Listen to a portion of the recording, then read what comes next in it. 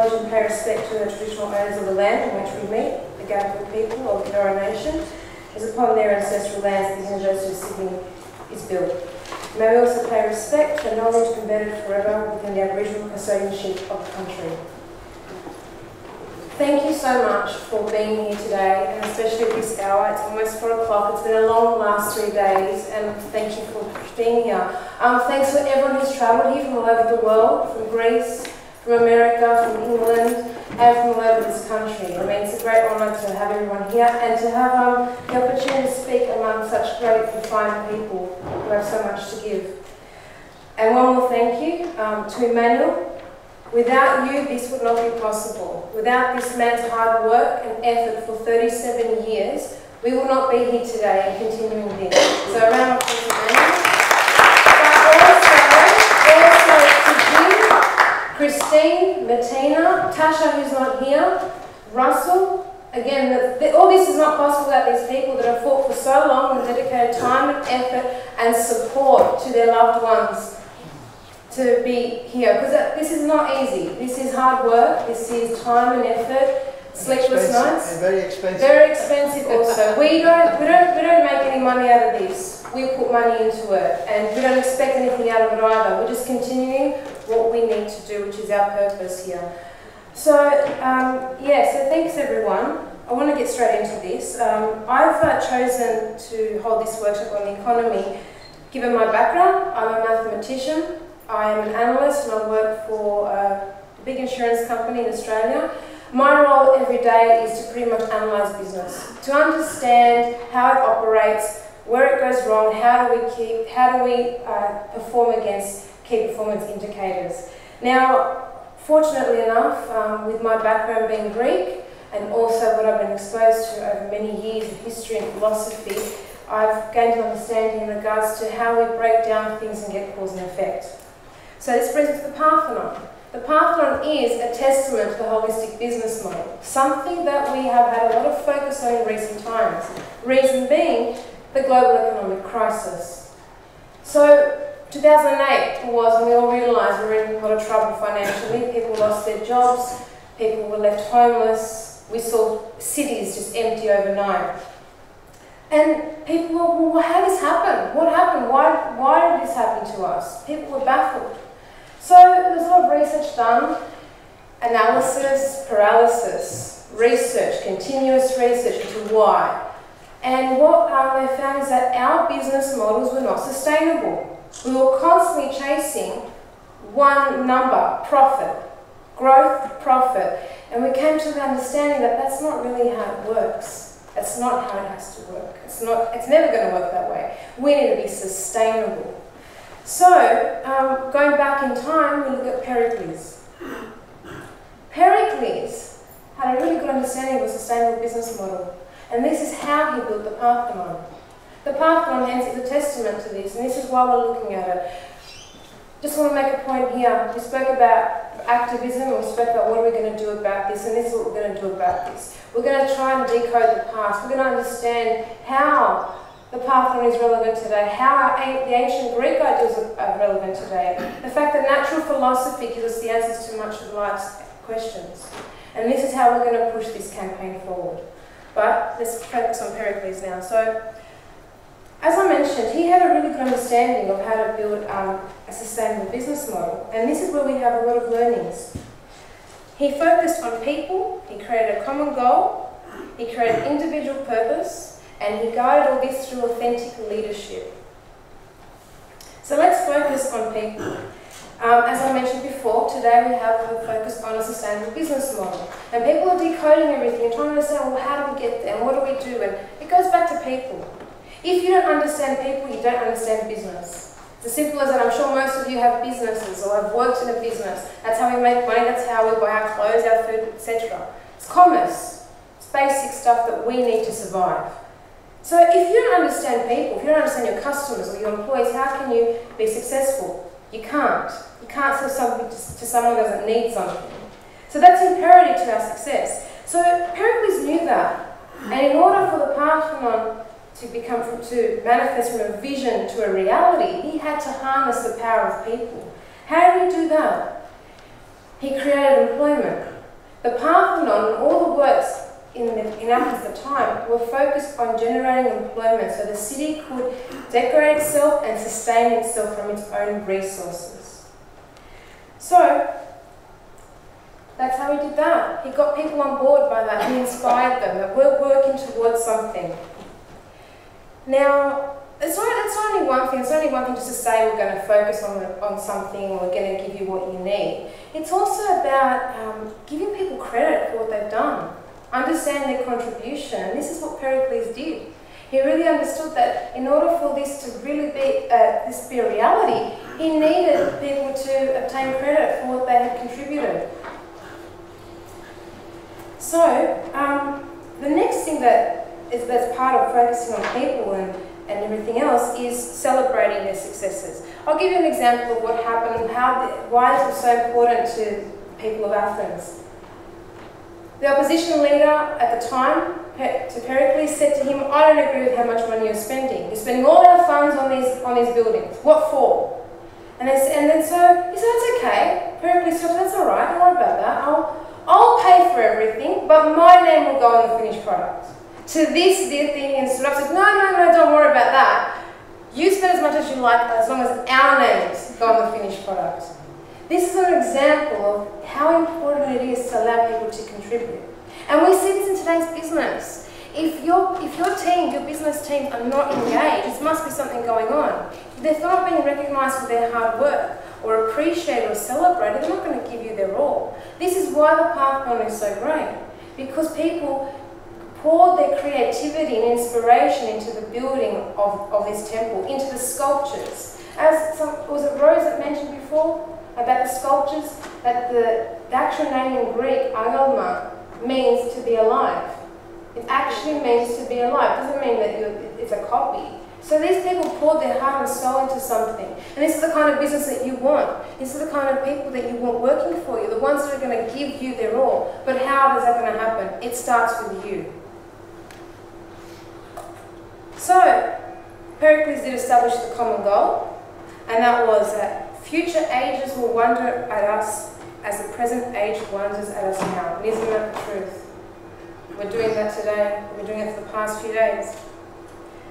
So this was the driving force for the Athenians. We're going to do this. We're going to really help our country. We're going to help our city, and everyone will remember us for the rest of eternity.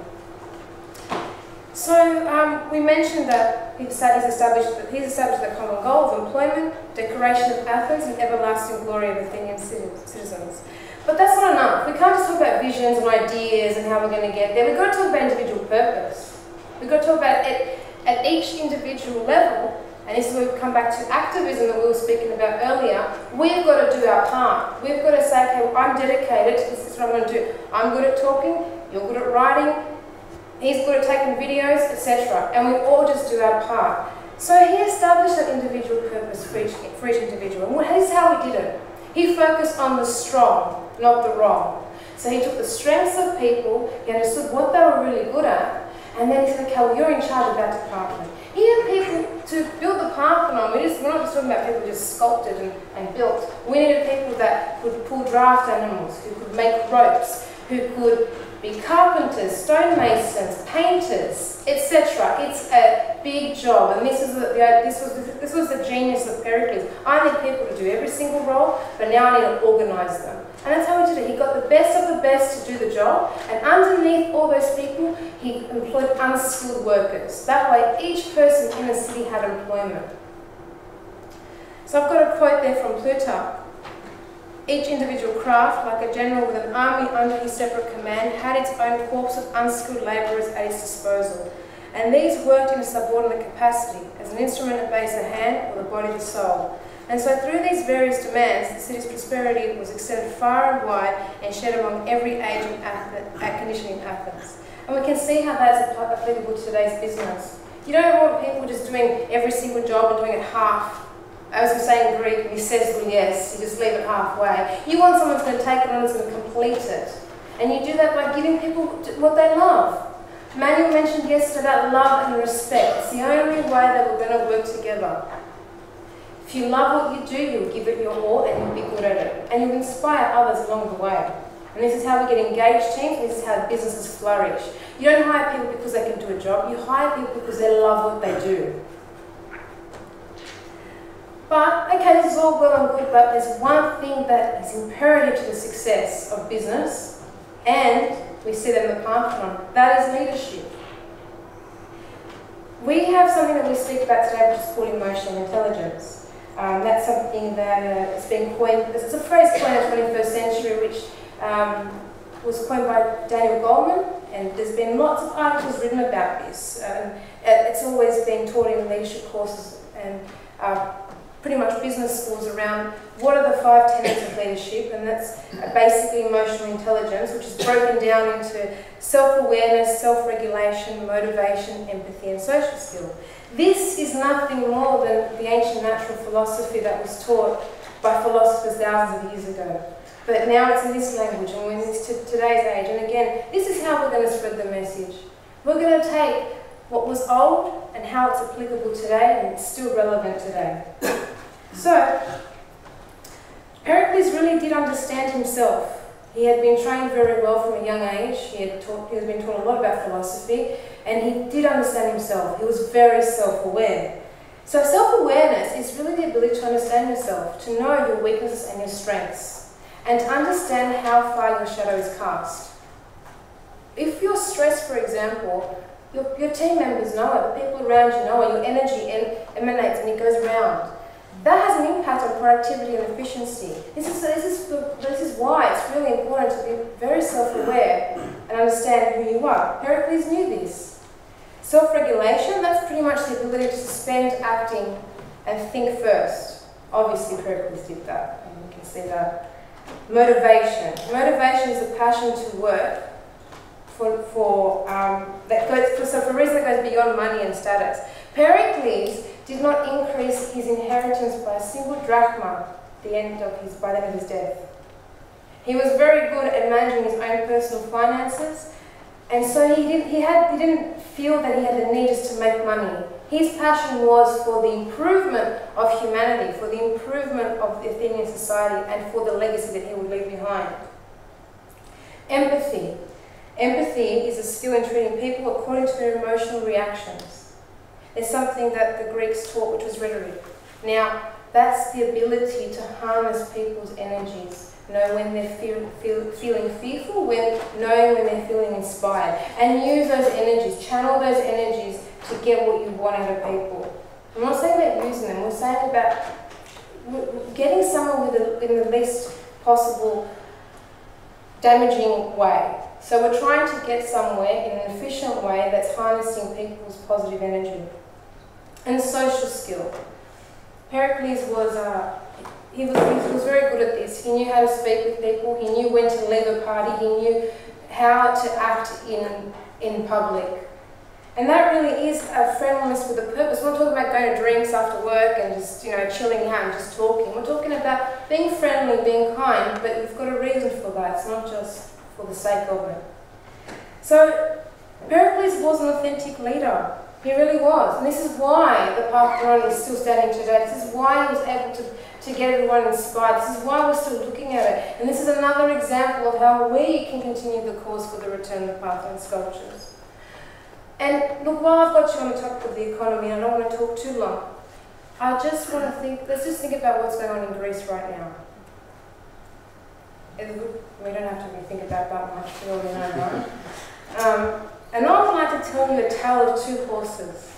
We've got a horse of Selene on the left, said to be the most perfectly human-made horse head in the world, ever made. And we've got Phar on the right. Not sure if you know about Phar. He was a horse that was around the Great Depression. Now, the significance of Phar was that, yes, he was around in the time of the Great Depression. This was Australia, 1929 to early 1930s. Not many of us would have been around, we wouldn't remember it. But it was a horrible time, 30% unemployment. People had no food, people were demoralised and humiliated, down to the level of begging for food and looking for jobs anywhere or anything. Father, at that point in time, was the one who was breaking the records. He was the one that was winning money, and he inspired people. He was the hero they were looking for at a time when everything seemed impossible. Now, we're talking about the word impossible when we come to Greece. This is now. This is what's going on in Greece right now. Everything seems impossible. I spoke to someone recently, they reckon that 8 out of 10 people are depressed. Who knows what the real unemployment rate is? It's not 50, I wouldn't be surprised if it's 50%. This is what's going on. People are suffering. So, if the Parthenon sculptures were to be returned today, and this fellow here led the charge, wouldn't that be something positive for them? Yes. That would be something that would really lift their spirits and bring them out of that depression that they're currently in. And on that note, that's all.